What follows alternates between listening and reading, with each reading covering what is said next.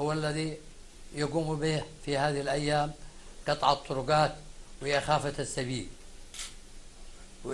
السبيل وإقلاق عامة الناس.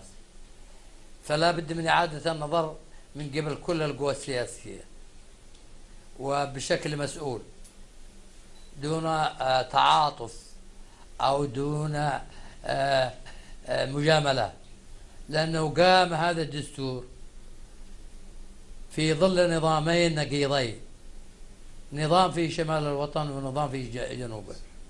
فكان يريد أن يفرض جنوب الوطن الدستور، هذا هو نفس الدستور، ويعتقد أنه الكاسب.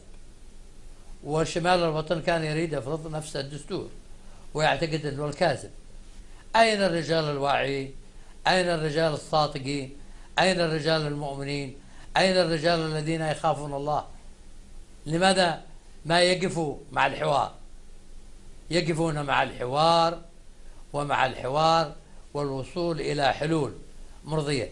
احنا لسنا ضد المشاركة، نحن مع المشاركة، مع مشاركة كل القوى السياسية سواء كانت معارضة أو حاكمة، ولكن على ضوء برنامج يتفق الناس عليه، يتفق الناس على برنامج يكون هو قاسم مشترك للشعب اليمني، مش كل واحد يفرض رؤاه، ولا بحاجة إلى أن كل واحد يلوي ذراع الآخر.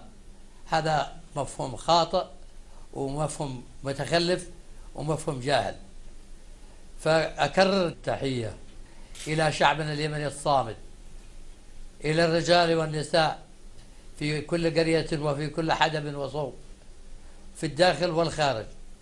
واسمحوا لي أن أتوجه بالشكر والتحية والتقدير إلى خادم الحرمين الشريفين الملك عبد الله بن عبد العزيز وولي العهد الأمين وقيادة المملكة على الرعاية الكريمة والاستضافة منذ أن وصلنا إلى أراضي المملكة العربية السعودية، وقد استحصلنا على عناية كاملة ورعاية رائعة، وهذا ليس بغريب على دولة جارة شقيقة وهي المملكة العربية السعودية التي تربط شعبنا وقيادته روابط وثيقة وهامة واستراتيجية وعلى مختلف الأصعدة. نعم، لقد أجريت أكثر من 8 عمليات ناجحة، وهي حروق نتيجة للحادث، منها 8 عمليات ناجحة. وأجريت عدد من العمليات لعدد من المسؤولين مثل رئيس مجلس النواب ورئيس مجلس الشورى ورئيس مجلس الوزراء ونائب رئيس مجلس الوزراء ونائب رئيس مجلس الوزراء صادق أبو راس ورشاد العليمي، محافظة صنعاء، وأكثر من شخص أجروا أكثر من عملية، فهم في حدود أكثر من 87 شخص الذي أصيبوا في هذا الحادث الجلل. منهم من استشهد من الضباط، ومنهم من جرح، ولكن إيمانهم وصبرهم وجلدهم وحبهم للوطن مستعدين أن يقدموا مئات الشهداء ومئات الضحايا لهذا الوطن. فتحية لأولئك الأبطال الذين صمدوا والذين واجهوا التحدي بتحدي وسنواجهه بالتحدي.